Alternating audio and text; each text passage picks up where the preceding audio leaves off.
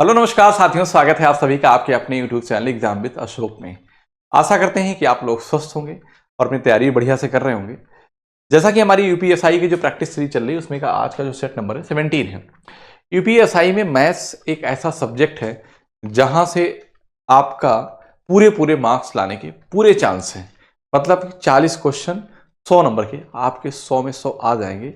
आप लगातार हमारे साथ बने रहिए, हमारे चैनल को सब्सक्राइब कर लीजिए और इस क्लास में शुरू से लेकर लास्ट तक बने रहिएगा। आप क्लास देख के जाएंगे तो आपको पता चल जाएगा कि हाँ वास्तव में हमने कुछ सीखा है। कॉपी पेन लेकर बैठिएगा, जो चीजें आप नहीं सीखेंगे आप देखिएगा कि अप्रोच क्या है, कैसा है आपका और मेरा अप्रोच क्या है, दोनों में डिफरेंस क्या है, फिर आप उन चीजों को अप्लाई करके देखिएगा। तो वैसे तो मैंने 16 क्लासेस करा दी हैं, मैथ्स चैप्टर वाइज यूपीएसआई के लिए पढ़ाया है और हमने 17 के भी इंपॉर्टेंट क्वेश्चन कराए हैं। ठीक है ना। तो आप प्लेलिस्ट में जाके जो आपको चाहिए आप देख सकते हैं। मैंने 40 क्वेश्चन की पूरे 40 की व्यवस्था आपके लिए कर दी है, आपको इधर भटकने की जरूरत नहीं है। तो बिना देरी किए आज के सेशन की शुरुआत करते हैं। और आज का जो मेरा पहला क्वेश्चन है वो क्या कह रहा है। अब ऐसे बड़े बड़े क्वेश्चन रहेंगे लेकिन आप देखिएगा कि चुटकियों में सॉल्व हो जाएंगे। मुझे लगता है कि अगर आपकी अंडरस्टैंडिंग, देखिए क्या है ना, मैथ में आपको अपनी अंडरस्टैंडिंग ही डेवलप करनी है। आप पूरे सवाल लगाने चले जाएंगे फिर तो सिलेक्शन से आप हमेशा दूर रहेंगे, इस बात को आप मान लीजिए। कह रहा राम बिंदु ए से 8 AM पर चलना शुरू करता है, उसी दिन बिंदु बी पर 2 AM, मतलब 8 से चला और 2 PM पर पहुंचा। इसका मतलब 14 पे, 8 6 14, तो कहने का मतलब है कि 6 घंटे समय लिया। कौन? ए। ठीक है ना, 6 घंटे समय लिया। फिर क्या करा कि उसी दिन, देखो सवाल पढ़ते समय ये चीजें माइंड में चल जाए, उसी दिन राजू बिंदु बी से 8 AM पर चलना शुरू करता है, उसी दिन बिंदु ए पर 6 PM पहुंचता है। मतलब AM से चला सुबह 8 बजे से शाम को 6 बजे पहुंचा, तो इसका मतलब है कि कितने घंटे हो गया, बी को 10 घंटे, बी ने 10 घंटे लिया। ठीक है ना। दोनों बिंदु ए और बी केवल एक सीधी रेखा वाले ट्रैक द्वारा पृथक किए जाते हैं, तो वो दोनों कितने बजे मिलते हैं। ठीक है ना। अब मेरी बात ध्यान समझना, तो मैं ये कहूंगा कि चूंकि डिस्टेंस कांस्टेंट है, जैसे देखो ये पॉइंट ए है, ठीक, राम बिंदु पॉइंट क्या है, ये बी है। राम जब 8 बजे निकला, 8 AM से निकला, 8 AM से निकला और ये भी 8 AM से निकला, तो इसको जाने में 6 घंटे लगे और इसको यहां तक पहुंचने में 10 घंटे समय लगे। लेकिन डिस्टेंस क्या है, कांस्टेंट है। डिस्टेंस क्या है, कांस्टेंट है। तो जब मुझे पता है कि डिस्टेंस इक्वल टू क्या होता है, स्पीड इनटू टाइम होता है। जब डिस्टेंस कांस्टेंट है तो स्पीड और टाइम का रेशियो कैसा होगा बेटा, उल्टा होगा। इसका मतलब टाइम का रेशियो दे रखा है। टाइम क्या लग रहा है, जाने में उसको 6 घंटे लग रहा है और आने में उसे कितना लग रहा है, 10 घंटे लग रहा है। मतलब ये जाने आने कह दो, मतलब कि राम को 6 घंटे ए से बी पहुंचने में और राजू को बी से ए पहुंचने में 10 घंटे का समय लग रहा है। तो यहां पे स्पीड का जो रेशियो आएगा, अगर डिस्टेंस कांस्टेंट है, डिस्टेंस कांस्टेंट है तो जो स्पीड का रेशियो होगा एक दूसरे के रेसिप्रोकल होगा, मतलब उल्टा होगा। तो मैं ये कहूंगा कि 10:6 आ जाएगा। ठीक है ना, क्लियर है बात। दोनों बिंदु ए और बी केवल एक सीधी रेखा में ट्रैक पे चलते हैं, तो कह रहा है कि वो दोनों कितने बजे मिलेंगे। तो मैं ये कहूंगा कि डिस्टेंस कितनी है, तो आप चाहे यहां से ले लो, क्योंकि आप डिस्टेंस क्या जानते हैं कि स्पीड टू टाइम, तो ये क्या हो गया, 60 हो गया। क्योंकि कितने बजे मिलते हैं तो दोनों की चाल कितनी है, 10 से 16, 60 यूनिट को, मतलब 16 से डिस्टेंस, मतलब यहाँ पे क्या कहेंगे, डिस्टेंस कर दिया और इसको कैसे स्पीड से डिवाइड कर दिया, तो क्या मिल जाएगा मुझे टाइम मिलेगा। तो आराम से यहीं पे हम बता देंगे कि टाइम जो होगा मेरा वो क्या आ जाएगा। तो आप कहेंगे 16, मतलब 4 चौक 16 और 4 15 60, तो 4 नहीं 12, 3 15, तो 3 सही 3/4। इसका मतलब है क्या हो जाएगा कि 3 आवर 45 मिनट हो जाएगा। 3 और 45 मिनट, 8 बजे निकले हैं और 3 प्लस का 3 घंटे 45 मिनट लग गया। इसका मतलब है 11:45 में मिले हैं। So option C is the right answer. तो क्या आपको लगता है कि ये सवाल में पेन चलाने की जरूरत थी? एग्जाम में आप ये सब तो नहीं बनाएंगे, आप डायरेक्ट लिखेंगे। आप यहीं पे लिख देंगे 6 10 और 10 60 आ गया। 60 को आप कहेंगे 16 से डिवाइड कर दो, 60 को 16 से डिवाइड को, डायरेक्ट आप सवाल बना पाएंगे। ठीक है ना। तो इतना करने की जरूरत नहीं है, फिर भी यहाँ पे तो सीखना है, यहाँ पे आपको सीखना है। आगे चलते हैं कि दो समांतर पटरियां एक ही दिशा में 80 किलोमीटर पर आवर, दो समांतर पटरियों पर एक ही दिशा में, दो ट्रेनें हैं, दो ट्रेनें समांतर पटरियों पर एक ही दिशा में 80 किलोमीटर पर आवर और 90 किलोमीटर पर आवर की चाल से चल रही हैं। ट्रेन 3 मिनट में एक दूसरे को पार करते हैं। यदि एक ट्रेन की लंबाई 230 मीटर है तो दूसरी ट्रेन की लंबाई क्या होगी। अगर यही दूसरी ट्रेन की लंबाई में अगर मैं x मान लूं, तो आपको पता है कि जब दो ट्रेनें एक ही डायरेक्शन में जाएंगी तो उनकी जो सापेक्ष चाल होगी उन चालों का अंतर हो जाएगा। तो 90 और 80 का जो अंतर होगा वो 10 आ जाएगा। कितना आ जाएगा? 10 आ जाएगा, ठीक है ना, 10 किलोमीटर पर आवर। और चूंकि आपको पता है कि डिस्टेंस इक्वल टू क्या होता है? Speed into time. जब दो ट्रेन एक ही डायरेक्शन में जा रही हैं तो एक दूसरे को जब क्रॉस करेंगी, मतलब क्रॉस करेंगी, तो एक दूसरे की लंबाई को क्रॉस करेंगी। मतलब एक ट्रेन की लंबाई अगर 230 मीटर है, 230 है, तो दूसरे की इतनी ही दूरी क्रॉस करेंगी। उनकी सापेक्ष चाल दोनों एक ही दिशा में जा रही हैं तो उनका अंतर ले लिया जाएगा। 80 और 90 का अंतर कितना? 10 हो जाएगा। और 10 को मैं 5/18 करूंगा क्योंकि ये मीटर में है और ये किलोमीटर, तो मीटर में बदल गया है ना। इसकी चाल मीटर पर सेकंड में हो गई। कितना समय लगा? 3 मिनट। तो मिनट को आप क्या करेंगे? सेकंड में कन्वर्ट करेंगे। किस में? सेकंड में। तो 3 गुणे क्या कर देंगे आप? 60 कर देंगे, ठीक है ना। तो 6 दहम 60 और 6 त्रिक 18 और 3 से 3 क्या होगा? कट जाएगा। आप कहेंगे यस सर। तो 10 दहम 100 पंचे 500 हो गया। तो कितना हो गया? ये 500 आ गया, ठीक है ना। तो 230 प्लस एक्स बराबर इतना, तो एक्स बराबर कितना आ जाएगा? 270 मीटर आ जाएगा। बताओ भाई, कोई दिक्कत किसी बच्चे को? तो आप कहेंगे यस सर। तो option A is the right answer. Clear है? एक लाइन में आपका सवाल बन जाएगा, सिर्फ आपकी कैलकुलेशन अच्छी होनी चाहिए। आगे चलते हैं। स्कूल में शिक्षकों का वितरण इस प्रकार है। कैसा है कि 20 से 25 उम्र वाले 2 शिक्षक हैं, 25 से 30 को 25 यहां कंसीडर नहीं किया जाएगा। इसका मतलब 20 से 19 वर्ष के आय के जो शिक्षक है ना, यही ध्यान देना होता है। सॉरी, 20 से 24 2 हैं, और फिर 25 से 30 नहीं, 29, 30 यहां कंसीडर होगा, 30 यहां होगा, यहां नहीं होगा, 25 यहां नहीं होगा, 35 यहां नहीं होगा। इसका मतलब आपसे पूछा कि 30 से 34 वर्ष के कितने हैं, तो आप कहेंगे 5 हैं। अगर मैं कह दूं कि 35 से 40 कितने हैं, तो 40 नहीं, 35 से 39 वाले कितने हैं? 2 हैं, क्योंकि 40 यहां कंसीडर किया जाएगा, यहां पे नहीं किया जाएगा। ठीक है ना बात? ये जरूरी है। इसके अलावा मुझे लगता नहीं कि इसमें कोई कंसेप्ट है। जैसे कि 25 यहां कंसीडर नहीं किया जाएगा, तो सवाल आओ 40 वर्ष से कम आय के शिक्षकों की कुल संख्या कितनी है? 40 वर्ष से कम, आपको पता है कि 35 से 40, ये 40 कंसीडर नहीं किया गया ना, 40 मतलब 35 से 39 वाले हैं, तो इसका मतलब है कि ये 40 से कम वाले हैं। तो 2 5 7 3 10 2 12, so option D is the right answer. Clear है बात?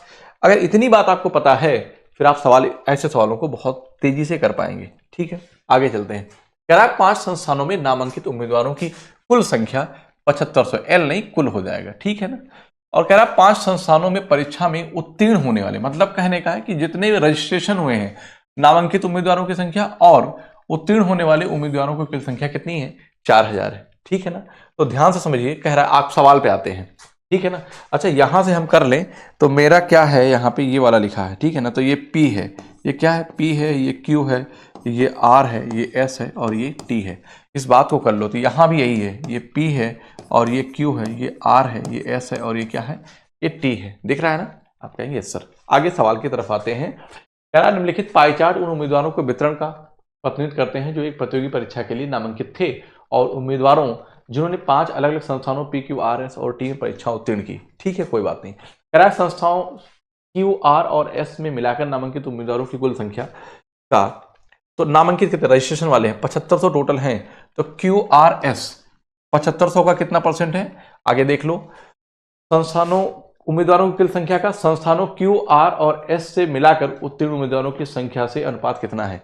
मतलब कहने का कि यहाँ पे किसने कहा, यहाँ पे रजिस्ट्रेशन कितने हुए हैं और यहाँ पे उत्तीर्ण, यहाँ भी QRS, यहाँ भी QRS, ठीक है ना। तो आप मेरी बात ध्यान सुनिए, 7500 का कितना परसेंट हो जाएगा? तो QRS तो 30 और 18 12 30 30 कितना हो जाएगा? 60%, ठीक है ना। रेशियो हमें लेना है 4000 का, 4000 का, चूंकि क्या है उत्तीर्ण वालों को QRS, तो Q कितना है? 24, R 18, 24 48 और 48 2 58 8 कितना हो जाएगा? 66। कितना हो जाएगा बेटा? 66 आ जाएगा। मतलब कहने का है कि आंसर यही तो होगा। अरे भाई 4 4 8 8 16 के 6 हासिल 1 2 2 4 1 5 1 6, ठीक है। तो ये 66% आ जाएगा। अब परसेंट से आप परसेंट काटेंगे, 1 2 3 1 2 3 कट करेंगे, ठीक है ना। और कटेगा कुछ नहीं, ये कट जाएगा। 6 से 6 11 हो जाएगा और 11 चौक 44 आ जाएगा और यहाँ क्या बचेगा? 75 बचेगा। सो ऑप्शन कौन सा बन जाएगा? 75 ratio 44। So option D is the right answer. Clear है बात? Option D is the right answer. समझ में आया कि नहीं आया? तो ये तो वो हो गया कि टोटल जितने रजिस्ट्रेशन हुए हैं पहले इतने क्या हुए? पास हुए नामांकित छात्रों की संख्या और उत्तीर्ण संख्या से अनुपात हमसे पूछा है। दिए गए यहाँ पे देखो ये क्या कह रहा है कि तालिका में दिया गया डेटा 5 संस्थानों में 4 अलग अलग विषयों में पढ़ने वाले छात्रों की संख्या को दर्शाता है। तालिका का अध्ययन करें और प्रश्न का उत्तर दें। कह रहा है संस्थान ए और बी में कंप्यूटर विज्ञान का अध्ययन करने वाले छात्रों की संख्या संस्थान बी और सी में कला का अध्ययन करने वाले छात्रों की संख्या से कितने % अधिक है। तो ध्यान सुनिए, संस्थान ए और बी में कंप्यूटर विज्ञान का अध्ययन करने वाले, संस्थान ए और बी में कंप्यूटर विज्ञान का अध्ययन करने वाले छात्रों की संख्या, संस्थान बी और सी में, संस्थान यहीं पे देखो ध्यान दो, जो गोला कर दे रहा हूं ऐसा इसलिए कर दे रहा हूं कि थोड़ा सा गलती होने के चांस ना हो। बी और सी में कला का अध्ययन करने वाले छात्रों की संख्या से कितने % अधिक है, परसेंट में पूछा है। तो आप कहेंगे सर 8 7 15 के 5, 5 4 9 1 10, 105 है। यहाँ पे कितना हो जाएगा, ये 100 है। तो इससे है ना कि बी और सी कला का अध्ययन करने वाले छात्रों की संख्या से 100 से कितना अधिक है, 5 अधिक है, तो 5% आ जाएगा। 100 में किसी चीज का मान ही क्या कहलाता है, परसेंट कहलाता है। तो 100 से कितना अधिक है, 5 अधिक है, तो कहेंगे 5% हो जाएगा। So option D is the right answer. इससे ज्यादा सोचने की जरूरत नहीं है, ना तो करने की। आगे चलते हैं, यहां भी वही दे रखा है, सेम पीछे वाला क्वेश्चन था कि 5 विभिन्न संस्थानों में नामांकित उम्मीदवारों की कुल संख्या। तो यहां पे मैं ये कहूंगा कि ये नामांकित उम्मीदवार है। क्या है, नामांकित उम्मीदवार है, ठीक है ना। और ये क्या है, उत्तीर्ण उम्मीदवार है, ठीक है ना। तो यहां पे भी आपका आ जाएगा PQRS,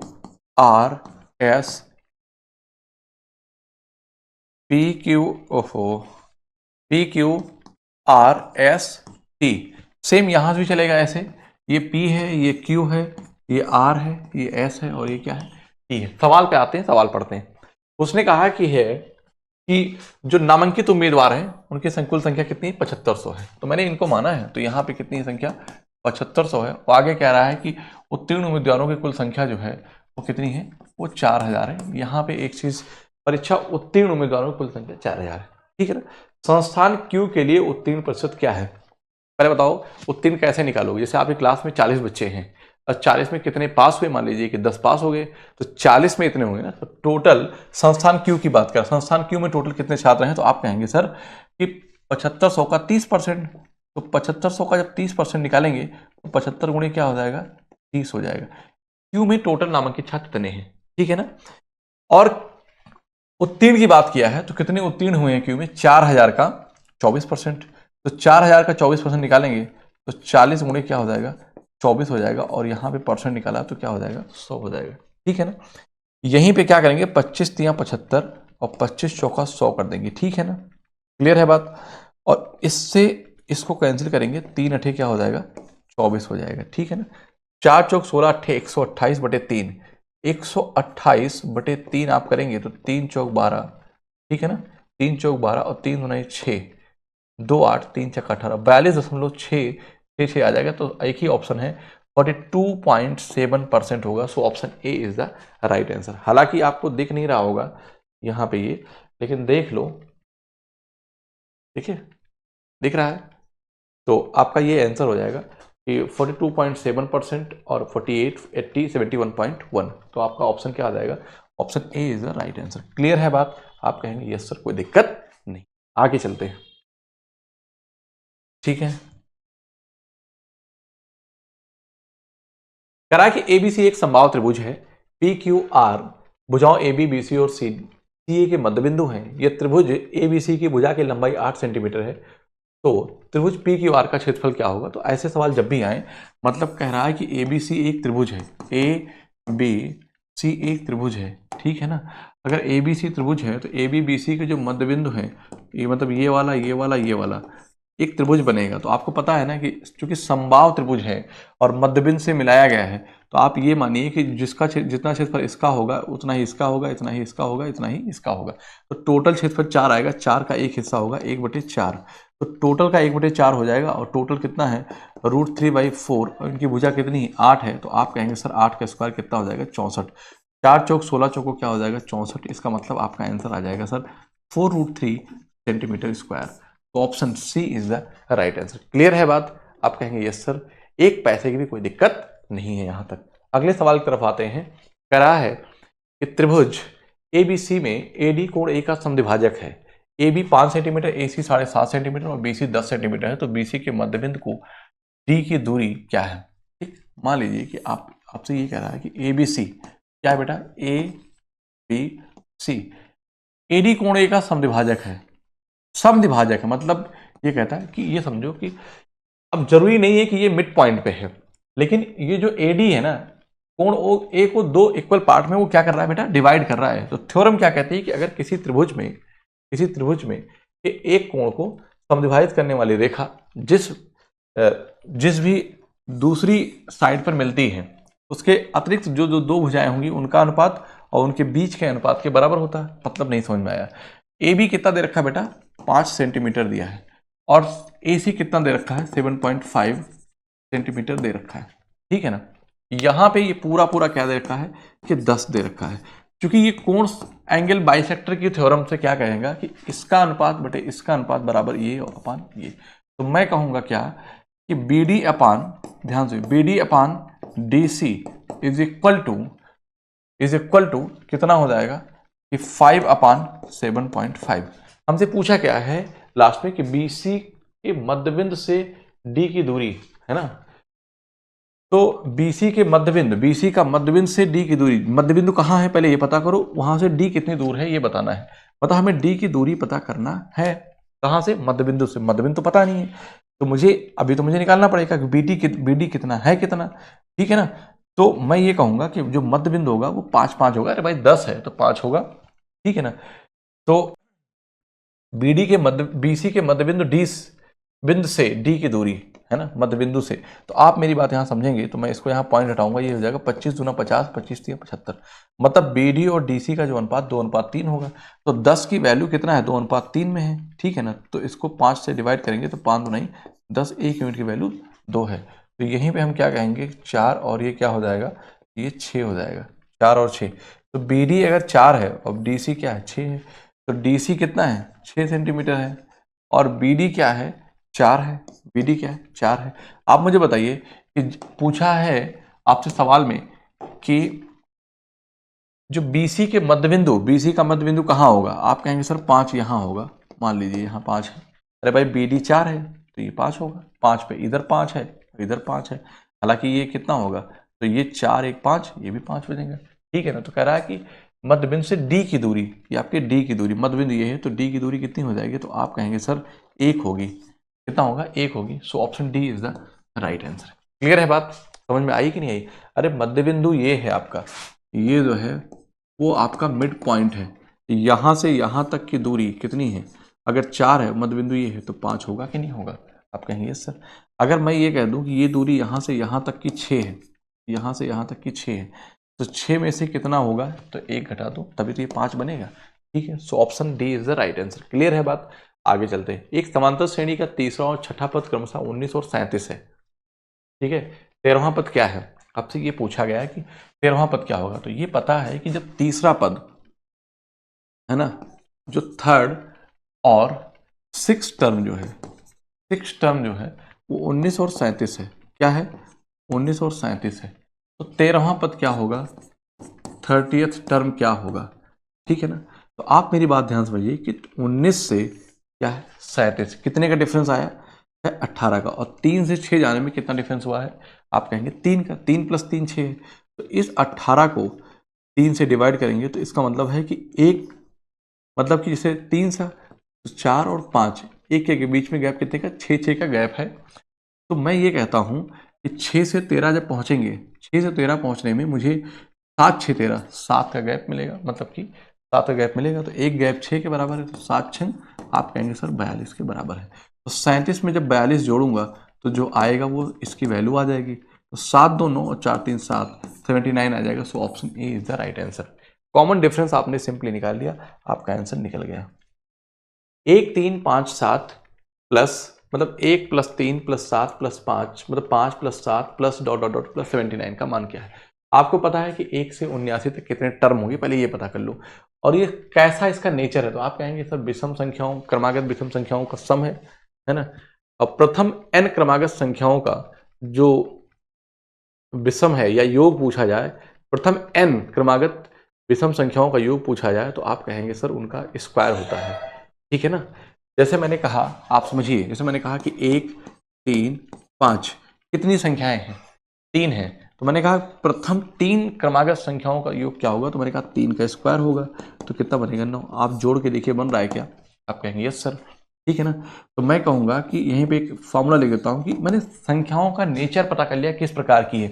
ये सीरीज क्रमागत प्रथम n क्रमागत विषम संख्याएं, मतलब 1 से शुरू हुई है, तो मैं कहूंगा कि प्रथम n क्रमागत विषम संख्या का योग जो होगा, क्रमागत विषम संख्या का जो योग है ना, वो क्या होगा बेटा, तो आप कहेंगे सर n स्क्वायर होगा। कितना होगा, n स्क्वायर होगा। और n स्क्वायर की जो वैल्यू है ना, वो कितनी बनेगी, n कितना बनेगा यहाँ से टोटल, अरे भाई 79 तक गया है ना, तो कितने बन जाएंगे, आप कहेंगे उसके आधे बनेंगे 40। क्या बनेंगे, 40। तो 40 का स्क्वायर हो जाएगा, तो आप कहेंगे सर 1600 आ जाएगा, ठीक है। So option B is the right answer. कोई ये कहता है कि नहीं सर हम तो एपी सीरीज का फॉर्मूला लगाएंगे, तो लगाइए ना, क्या दिक्कत है। नंबर ऑफ टर्म्स आपको नहीं समझ में आ रहा है तो भी निकाल लीजिए, पर उससे कोई फायदा नहीं, ये चीजें आपको सीख जानी है। पर आपको अगर सीखना है तो मैं फिर भी बता देता हूँ, ठीक है। नंबर ऑफ टर्म्स कैसे निकलेंगे, जैसे देखो 79 टर्म थे, मतलब 79 लास्ट नंबर है, लास्ट नंबर कैसा है 79 है। अगर मैं कह दूं कि इसके बाद कौन सा होगा, तो वो 80 होगा, 80 होगा। तो अगर ये गैप नहीं होता, गैप नहीं होता, जैसे 1 2 3 4 5 6 7 ऐसे होता, तो यहां से 80 तक कितने होते, आप कहते सर 80 टर्म है, लेकिन एक एक गैप है, ठीक है ना। तो इसका मतलब है कि टोटल 40 टर्म है, 80 का आधा 40 टर्म है, ठीक है ना। यहां से मैंने सवाल को कर लिया। आप एपी सीरीज लगाएंगे तो ये पता है कि एस एन इजिकल टू क्या होता है, n/2 और a प्लस एल। तो एल पता है, ए पता है, एन भी पता चल गया है, 40 है। नंबर ऑफ टर्म्स कितने, 40 है, तो कितना हो जाएगा 20 हो जाएगा, और 89 एक क्या हो जाएगा 80 हो जाएगा। तो 8 2 कितना हो गया 16 आ गया। मतलब इतना आसान डेटा है कि आप चाहे जैसे सवाल है, लेकिन फिर भी आपको प्रैक्टिस करने की जाने की जरूरत होती है। अगर नहीं किए रहेंगे तो इतनी जल्दी आप नहीं कर पाएंगे। यहाँ पे आते हैं कि अंकों 5 7 3 6 और 9 से 2 अंकों की कितनी संख्याएं बनाई जा सकती हैं यदि अंकों की पुनरावृत्ति ना हो। कितने अंकों की, 2 अंकों की। आपको ये पता है कि मान लीजिए कि आपको 2 अंकों की संख्याएं बनानी है, ठीक है ना। तो अंकों की है कितने नंबर बताओ, 1 2 3 4 5। तो आप यहाँ पे कितने तरीके से रख सकते हैं, आप कहेंगे सर 5। मान लीजिए कोई नंबर आपने रख दिया 6 रख दिया, आपके पास नंबर कितने बचे, 1 2 3 4, 4 बच गए। तो यहाँ पे फिर क्या करेंगे बेटा, आप 4 तरीके से रख सकते हैं। कितने, 4 तरीके से रख सकते हैं। तो 5 चौक 20, तो कितने हो जाएंगे टोटल तरीके जो हो जाएंगे 20 हो जाएंगे। So option A is the right answer. यहाँ पे 5 तरीके से रख सकते हो। टोटल संख्याएं कितनी थी, 5 थी, एक रख दिया आपने 6। फिर यहाँ मान लीजिए आपने कौन सा नंबर रख दिया है, कोई नंबर रख दिया है, ठीक है ना। यहाँ पे कोई नंबर रख दिया, मैंने कहा 9 रख दिया। आप कहते नहीं सर, कोई कहता है सर 3 रखो, कोई कहता है 7 रखो, कोई कहता है 5 रखो। तरीके कितने होंगे, 4 हो गए, ठीक है। तो टोटल 5 चौक 20 तरीके से इसको हम रख सकते हैं, ठीक है ना बात। आगे चलते हैं। 3 इंच के एक ठोस घन की सभी भुजाओं को पेंट कर दिया गया है, फिर घन को 1 इंच के बराबर आकार के घन बनाने के लिए काट दिया गया है। यदि एक घन को यादृच्छिक तौर पर चुना जाता है तो क्या संभावना है कि इसकी कोई भुजा पेंट नहीं है। मतलब एक बड़ा सा घन है जिसकी क्या है 3 इंची है, तो आप ये जानते हैं उसके जो और 1 इंची के कितने बनेंगे उसमें, तो आप ये कहेंगे कि मेरी बात ध्यान समझिए कि जैसे एक घन है, क्या है बेटा, एक घन है, ठीक है ना। अब इस घन में कह रहा है कि ये घन जो है 3 इंची का है, ठीक है ना। तो कितने छोटे छोटे 1 सेंटीमीटर के घन बनाए जा सकते हैं, तो आप कहेंगे सर ऐसे। मेरी बात ध्यान से समझिए, ठीक। कितने बनेंगे, आप कहेंगे सर एक फ्लोर पे कितने बनेंगे, 1 2 3 1 2 3, तो 3 त्रिक 9 और 9 त्रिक पहला दूसरा तीसरा, 9 त्रिक 27। टोटल कितने घन बनेंगे, 27, है ना। कुल मतलब कुल छोटे 1 सेंटीमीटर के कितने बनेंगे, 27। कह रहा है कि यदि एक घन को, कह रहा है देखो ध्यान सुनो, कि इसका जो आयतन बनेगा वो 27 इंची में आएगा, मतलब 27 रहेगा। आप इतना समझो बस, ठीक है ना। घन को 1 इंच के बराबर आकार के, तो 27 है, तो 1 इंच के मतलब कहने का है कि आप एक एक निकाल लो, तो टोटल है कितने 27, ठीक है। कह रहा है कि काट दिया गया है, तो यदि एक घन को यादृच्छिक तौर पर चुना जाता है तो क्या संभावना है कि इसकी कोई भुजा पेंट नहीं है। तो आपको ये पता है कि अगर आपने डाई वो देखा होगा जो मैच कराते हैं, डाइस की तरह होता है, क्या बोलते हैं उसको हम, मैजिक करके कुछ होता है। जब आप देखिए कि बीच वाला जो होगा, मतलब कहने का है कि इसके जो नीचे होगा और इसके जो नीचे होगा अंदर वो पेंट नहीं होगा, केवल एक ही ऐसा जो घन होगा जो किसकी कोई भी सतह पेंट नहीं होगी। यही आपसे पूछा है कि कोई भुजा पेंट नहीं की गई हो, तो हम कहेंगे कि टोटल 27 हैं, ऐसा एक ही संभावना है। तो total outcome upon number of outcome, यही हमारी क्या होती है, प्रोबेबिलिटी होती है, मतलब कि प्रायिकता होती है, प्रायिकता होती है। तो number of outcome upon total outcome, तो सो क्या हो जाएगा 1/27। क्लियर है बात? आगे चलते हैं। मोती का एक हार बनाने के लिए 7 मोतियों को कितने तरीके से व्यवस्थित किया जा सकता है? क्योंकि जो हार बनाएंगे वो कैसा बनेगा, वो वृत्ताकार बनेगा, सर्कल के फॉर्म में बनेगा।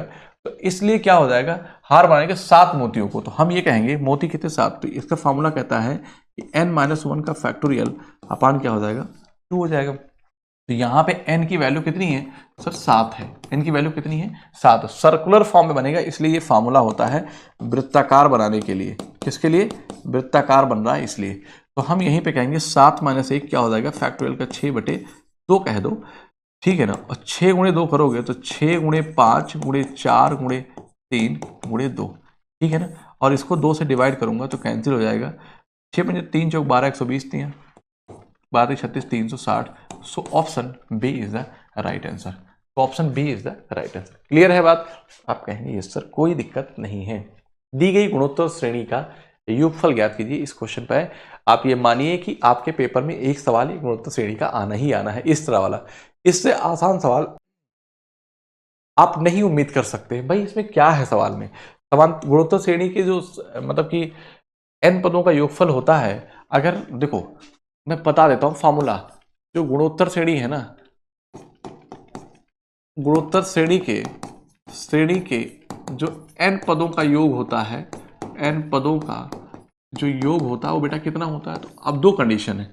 एक तो कहेंगे कि अगर r < 1 है, r < 1 है, तो उस कंडीशन में a 1 - r⁴n अपान 1 - r लिखते हैं। अगर r > 1 है तो सीधी सी बात है, तो बस कुछ नहीं होगा, a रहेगा। अरे भाई फिर इसका मतलब ये छोटा हो गया, तो r⁴n-1 अपान r-1 होता है। इसमें कोई बड़ी बात नहीं, लेकिन मैं आपको बता दूं कि आपके पेपर में जो सवाल आएगा ना, वो कॉमन रेशियो उसका जो होगा वो 1 से छोटा होगा। इसका मतलब आपको मोस्ट प्रोबेबली यहीं से आप इसी फॉर्मूले से आपको सवाल मिलेगा देखने को। तो यहाँ पे देखिए फर्स्ट टर्म कितना है, आप कहेंगे सर 5/4 है, ठीक है। r कैसे निकालते हैं? अगर ये d1 है, ये d2 है टर्म, तो मैं कहूँगा कि 516 अपान 5/4। तो r की वैल्यू जब मैं निकालने लगूंगा ना, तो 5/16 बटे 5/4, तो 5 से 5 कट जाएगा और 4 चौक 16 आ जाएगा। इसका मतलब 1 क्या आ गया, 4 आ गया। 1 क्या आया, 4 आया। नहीं समझ में आया तो इसको ऐसे लिख देता हूँ। देखो r की बात किया है ये, तो कितना है 5/16 d2 अपान d1, ये दूसरा टर्म है, ये पहला टर्म है, ठीक है। तो 5 क्या हो जाएगा, 4 हो जाएगा। 5 से 5 कटेगा और 4 चौक क्या हो जाएगा, 16 आ जाएगा। तो आपको क्या मिला, 1/4 मिल गया। अब वैल्यू पुट कर दीजिए इसी वाले फार्मूले। क्यों? क्योंकि r की जो वैल्यू है ना, ये लेस देन क्या है 1 है, तो फार्मूला कौन सा लगेगा, ये वाला लगेगा ना। तो बस हम पुट कर देते हैं यहीं पे। देखो a की वैल्यू कितना है, 5/4 है। आप कहेंगे यस सर कोई दिक्कत नहीं है। 1 माइनस r की वैल्यू क्या है, 1/4n अपान 1 - 1/4। तो जब इसको सॉल्व करूंगा मैं तो मैं कहूंगा कि 5/4, ठीक है ना। इतना करने की जरूरत नहीं होती, 1 - 1/4n, ठीक है ना। और 4 - 1 क्या हो जाएगा, 3/4। ये इससे कटेगा तो 5/3, 1 - 1/4n, 5/3। तो option C is the right answer. C is the right answer. 5/3 1 - 1/4n हो जाएगा, ठीक है ना। Option C is the right answer. आगे चलते हैं कि एक आदमी जनवरी 2018 में, समझ में बात आई कि नहीं आई? ऐसे ही आपके पेपर में सवाल देखने को मिलेंगे। इससे ज़्यादा लेवल का सवाल आपके पेपर में नहीं आने वाला है, आप विश्वास मानिए, ठीक है ना। अगर आपने पूरी सीरीज देख ली तो कोई रोक नहीं सकता है। अगर आपने अच्छे से कर लिया, देख लेने का मतलब आपने सीख लिया, प्रैक्टिस कर लिया, तो आप विश्वास मानिए कि आपके मार्क्स लाने में कोई रोक नहीं सकता 100 में 100, ठीक है ना। एक आदमी जनवरी 2018 में 1750 बताता है, और हर महीने पिछले महीने की तुलना में बचत में 95 की वृद्धि करता है। कितना? 95 की वृद्धि करता है। वर्ष 2018 में आदमी की वार्षिक बचत क्या है? ठीक है ना, वर्ष 2018 में, इसका मतलब है कि जनवरी बताया है, तो जनवरी तो महीने में कितने होते हैं? 12। जैसे मेरी बात ध्यान सुनो कि जनवरी महीने में अगर जन की बात करें तो उसने कितना बचाया था? 1750। तो फेब में कितना बचाया होगा कि इसमें प्लस का ऐड हो जाएगा, 1750 में प्लस 95 जोड़ेंगे, जो आएगा फिर आगे से जोड़ते चले जाएंगे, तो टोटल कितने महीने होंगे? 12 होंगे। तो एन की वैल्यू क्या आ जाएगी? 12 आ जाएगी। ये चूंकि एक सीरीज 95 का गैप लेकर एक सीरीज बन जाएगी, ठीक है ना, एन बनेगा। और ए क्या बन जाएगा? आप कहेंगे सर 1750 होगा, ठीक है ना, ए हो गया। और आप जानते हैं कि एक सीरीज का जो सम होगा S N is equal to N by two, तो क्या होता है? 2a plus N minus 1 into D. आपको कॉमन डिफरेंस डी की बात करेंगे तो कितना? 95 आ जाएगा, ठीक है। आप वैल्यू इसी पुट कर दे, सीधे आंसर आएगा। एन की वैल्यू 12 है, 12/2 करोगे तो क्या आ जाएगा? 6 आ जाएगा। 1750 है, 2 से डिवाइड गुणा करेंगे 17 34 35, तो कितना आ जाएगा? ये 3500 आ जाएगा, ठीक है ना। प्लस एन माइनस 1, तो एन की वैल्यू 12 माइनस 1 क्या हो जाएगा? 11, और इंटू क्या हो जाएगा? 95, ठीक है ना। आप कहेंगे यस सर। 6 ये है। आप यहां से देखिए कि 3500 और 11 पचे 55 के 5, तो एक स्टेप और लिखूंगा बेटा मैं। 3500 11 पचे 55 के 5, 11 99 5 104, इसको जोड़ेंगे 35 10 45 45, कितना आ जाएगा? आप कहेंगे सर जो आएगा 6 गुणे 45 45 आ जाएगा, ठीक है ना। 6 गुणे 45 45 आ जाएगा। तो यहाँ पे देखेंगे सर भाई सही है ना, 3500 और 1000 4500 4545 आ जाएगा। तो 6 पंजे 30 के 0 हासिल 3, 6 चौको 24 3 27 के 7 हासिल 2, और 6 पंजे 30 2 32 के 2 हासिल 3, 6 चौको 24 3 27 आ जाएगा। तो आप कहेंगे 27 2 70 आ जाएगा। So option C is the right answer. Clear है? कोई अलग से मैंने कुछ थोड़ी किया, वैल्यू पुट किया है। ये बात आप, ये चीजें, ये जो मैंने लिखा ना, ये सब आप पेपर में थोड़ी नहीं लिखेंगे। लिखने में कितना टाइम जाएगा? लिखा, सीधे वैल्यू पुट किया, ये क्यों लिखेंगे? आप डायरेक्ट वैल्यू पुट करेंगे, ठीक है।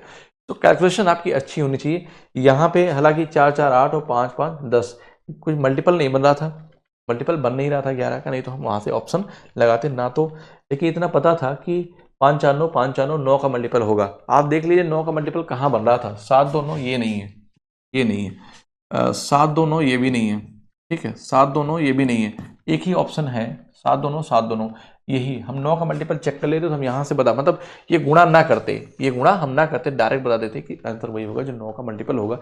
एक ही ऑप्शन था, ठीक है ना। अगले सवाल की तरफ आते हैं। दो पूर्णांक संख्याओं के बीच 25.07 का अंतर है। जब बड़ी संख्या को छोटी संख्या से भाग दिया जाता है तो भागफल 9 और शेषफल 11 प्राप्त होता है। उनमें से बड़ी संख्या कौन सी है? तो ध्यान से समझिए मेरी बात को।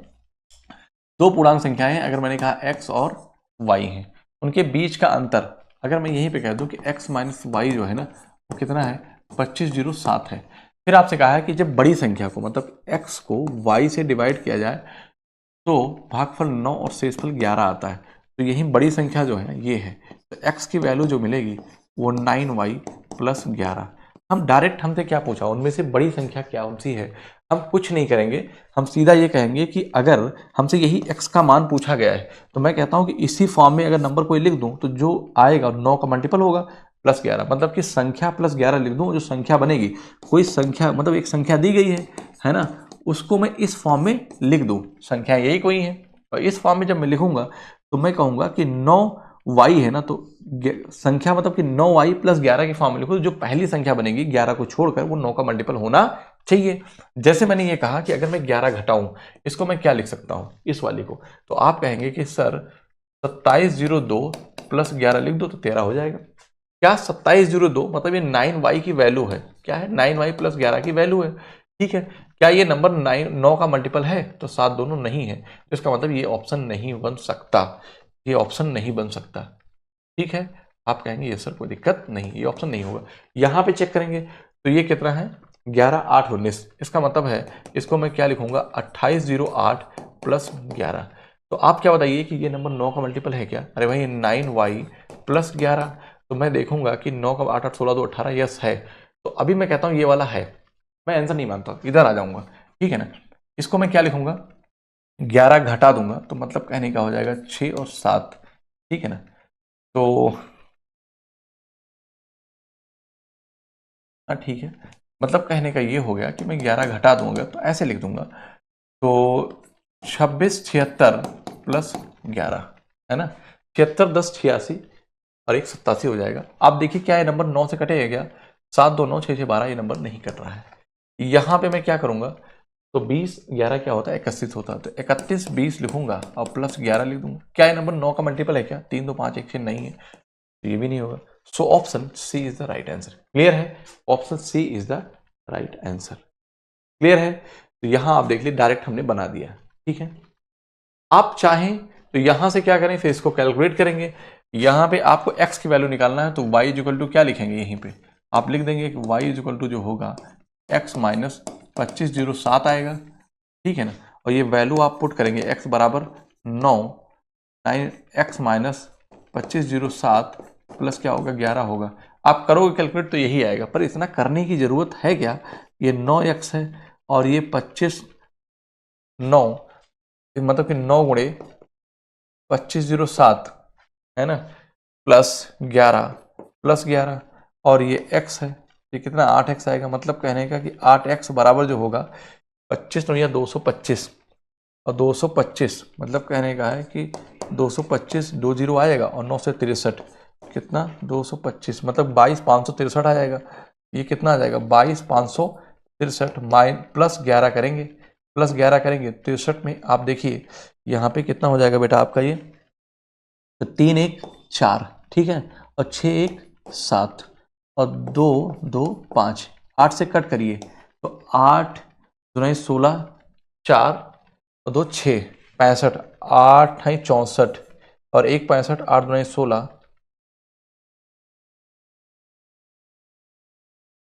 8 1 8 और 8 9 72। ठीक है, अरे ये माइनस में था बेटा, ये माइनस था, यहाँ डिफरेंस हो जाएगा, कितना हो जाएगा, ये डिफरेंस होगा। ठीक है, फिलहाल इतना करने की जरूरत क्या है, ये माइनस है ये प्लस है, तो जो आएगा वो माइनस में आएगा, ये माइनस माइनस प्लस हो जाएगा। तो मैं यहाँ पे 3 में से 1 गया क्या हो जाएगा 2, 6 में से 1 गया क्या आ जाएगा 5, और फिर क्या रहेगा 2 2 5। अब आप 8 से कट करोगे तो 8 1 कम, सॉरी 8 2 16, ठीक, 4 22 16 6 16 6 22 65, 8 28 64 और 8 1 8 8 9 72, 28 19 आ गया। तो option C is the right answer. पर इतना करने की जरूरत बिल्कुल भी नहीं है आपको। ठीक है ना, आगे चलते हैं। करा कि इस छोटी से छोटी वह संख्या जो 5 14 और 28 से भाज्य और वर्ग है कौन सी संख्या है। तो आपको ये पता है कि अगर कोई छोटी छोटी संख्या जो 5 14 और 28 से विभाज्य है, तो मैं कहता हूं अभी बात सब छोड़ो, अगर संख्या 14 से विभाज्य है तो नंबर 7 से भी कटेगा, वो नंबर 7 चौक 28, 7 गुणे 4 से भी कटेगा। हालांकि 4 लास्ट में डिजिट हो, 4 से लगभग सब कट जाएंगे। ठीक है ना, लेकिन 7 से हमें चेक करना है। 7 से पहाड़े में कहीं 25 आता नहीं है, 81 तो आता नहीं, ये आता नहीं। So option C is the right answer. आगे कुछ भी करने की जरूरत नहीं है। ठीक है ना, आगे चलते हैं। 6060 को ए बी और सी के बीच में इस प्रकार बांटा जाता है कि यदि ए के हिस्से में से 15 रुपए, बी के हिस्से से 20 रुपए और सी के हिस्से से 25 रुपए कम कर दे तो उनके हिस्सों का अनुपात 5:7:8 हो जाता है। सी की मूल हिस्सेदारी क्या है। तो मेरी बात ध्यान समझिए कि जब ये पैसा निकाला गया तो इनका अनुपात ना, मैं कहता हूं कि यहाँ पे ये 5x हो गया, ये 7x हो गया, ये 8x हो गया। वास्तव में था कितना जरा बताओ मुझे आप। तो आप ये कहेंगे कि 5x + 15, 7x + 20 और 8x + 25, यही है ना। तो मेरी बात ध्यान समझिए, मेरी बात ध्यान से आप समझिए कि 5 7 8 सी की मूल संख्या क्या है। तो मैं ये कहूंगा कि सी जब 25 निकाला गया, सी के हिस्से से 25 निकाला गया, तो मैं कहूंगा कि एक्चुअल में जो सी की संख्या थी नी 8x + 25 थी, 8x + 25 थी। तो आप इस फॉर्म में देखिए कि लिखकर और कौन आंसर 8 का मल्टीपल बन रहा है, सीधे हमारा आंसर आ जाएगा। ठीक है ना, तो हम यहाँ पे कहेंगे कि इसको अगर लिखना चाहूँ तो मैं कहूँगा कि 2400 + 25। मेरे लिए आसान था, मुझे पता है कि ये 8x + 25 और ये 8x का मल्टीपल है। मैं यहाँ पे कह सकता हूँ कि x की वैल्यू 300 है। x की वैल्यू कितना है 300 है। ठीक है ना, x की वैल्यू यहाँ बेटा 300 आ जाएगी। क्लियर है बात। तो यहाँ पे देखिए ये वाला नंबर जो है ना, ये किस फॉर्म में आ गया बेटा, 8x और प्लस का आप क्या कह दोगे, 25 है। आप ऐसा निकाला ना, तो ये 8 का मल्टीपल है कि नहीं? आप कहेंगे यस सर है। तो मैं तो कहता हूँ ये वाला है, लेकिन आप कहेंगे सर हो सकता कोई और हो तो आप देखिए यहाँ पे जब निकालोगे इसमें ये, तो 21 है, 21 20 है, तो कितना हो जाएगा? 20 95 हो जाएगा। 20 95 प्लस 25 जोड़ोगे तो कितना आ जाएगा? आपको वही आ जाएगा। तो 20 95 क्या 8 का मल्टीपल है क्या? आप कहेंगे नहीं सर, 8 कभी नहीं, 8 के पहाड़े में 5 आता ही नहीं है, तो ये भी नहीं बनेगा। ठीक है ना। अगर यहाँ देखें 25 घटा दें तो ये 1500 प्लस 25, 1525, तो 8 एक 8 7 8 है 64 6, ये भी नहीं है। आप कहेंगे सर ये भी नहीं है। यहाँ पे करेंगे तो ये कितना हो जाएगा? ये 1490 प्लस 25, 1490 प्लस 25 करेंगे तो यहाँ पे क्या होगा? यहाँ पे इसको जब मैं 8 से देखूंगा तो ये 8x के फॉर्म में है, तो 8 एक 8 7 9 आता नहीं, 8 के पहाड़े में ये भी नहीं होगा। So option A is the right answer. Clear है। पर आपको अगर ऑप्शन से नहीं बना पाए तो आप देखिए कैसे करेंगे। आप ये कहेंगे ना कि टोटल जो है ये 6060 रुपए को एबीसी में इस प्रकार बांटा है। कैसे? 5x 7x और 8x। मैं कहता हूं कि 5x 7x 8x कब कैसा हुआ? जब इसमें से 15 निकाला गया तो मैं कहता हूं 15 जोड़ दिया मैंने, ठीक है ना। इसमें से 20 निकाला गया तो मैंने कहा मैं 20 जोड़ दूं। इसमें से 25 निकाला गया तो मैंने कहा 25 जोड़ दूं। तो आप देखिए इनको जब जोड़ूंगा तो ये क्या हो जाएगा? 5x प्लस 15, ठीक, plus 7x plus 20 plus 8x plus 25 बराबर 6060, ठीक है ना। तो 5x 7x और 8x, 8 7 15 5 क्या हो जाएगा? 20x प्लस 20 15 35 और 35 20 55 5 60, ये उधर जाएगा तो कितना आ जाएगा? ये 6000 आ जाएगा, ठीक है ना। इसको यहाँ से करूँ 20 3 60 तो कितना आ गया? आप कहेंगे सर x की वैल्यू कितनी आ गई बेटा? तो 300 आ गई। x की वैल्यू कितनी आ गई? 300 आ गई। और आप देखिए कि आपको यही तो फाइंड करना है, 8x प्लस 25। तो आप बस 8x प्लस 25 कर दो, तो 8 गुणे 300 प्लस 25 करोगे तो बेटा 2400, 2400 प्लस 25 कितना हो जाएगा? 2425 आ जाएगा। So option A is the right answer. दोनों तरीके हैं आपके पास, अब चाहो तो ऐसे कर लो और चाहो तो ये कर लो। पर ये भी आसान था, क्यों? क्योंकि 5x 7x और 8x डायरेक्ट जोड़ लो, तो 8 7 15 5 20x लिख दो, और इन डायरेक्ट को जोड़ लो, 20 और 15 25 60 बन जाएगा। घटा दो 6060 60 हो जाएगा, 20x वैल्यू इतना है तो डायरेक्ट बन जाएगा। फिलहाल आप इसी मेथड से करिए। अगर आप इससे भी कर पाते तो कोई दिक्कत की बात नहीं है, ठीक है ना। अगले सवाल की तरफ आते हैं। कह रहा है कि ए की आय बी की आय से 20% अधिक है, ठीक है ना, अधिक, और सी की आय ए और बी की कुल आय से 55% कम है। तो मैं कहता हूं कि अगर ए बी और सी है, ए की आय बी की आय से 20% अधिक है, बी की अगर 5 है तो ए की क्या है? 6, ऐसा उसने कहा। 20% की वैल्यू क्या हो जाएगी? तो आप कहेंगे 1/5, ठीक, 5 से 1 अधिक है तो ये कितना होगी? 6 होगी। लेकिन ये कह रहा है कि सी की आय ए और बी की कुल आय का, तो ए और बी की कुल आय 11 है और 11 का कितना? 55% कम है, अर्थात 45% है। कितना है? 45%। 11 5 55 के 5, 11 चौक 44 और 5 कितना हो जाएगा? 49, मतलब कि 4.95 है, 4.95 है। कितना कम है? पूछा गया सी की आय ए की आय से कितने % कम है, तो आप कहेंगे कि बताओ भाई कितना कम है। तो यहाँ पे 1.05 कम है, कितने? 6 से। तो यहाँ पे जब इसको करूंगा तो इस पॉइंट से दोनों जीरो कट जाएगा, और आपको पता 17 छक्को 102, तो 17 पॉइंट समथिंग आंसर आएगा। एक ही ऑप्शन है, so option B is the right answer. पूरा अब आप इसको भाग देके सॉल्व करना मत शुरू करो, ठीक है ना। तो आई होप कि बहुत मजा आया होगा और अच्छा लगा होगा। अगर अच्छा लगा तो क्लास को लाइक और कमेंट जरूर करिएगा, चैनल को सब्सक्राइब कर लीजिएगा, इसकी और भी क्लासेस आपको आगे के लिए मिलती रहे। तो आज के लिए इतना ही रखते हैं, मिलते हैं आपसे अगली क्लास में। तब तक के लिए आप सभी को थैंक यू सो मच।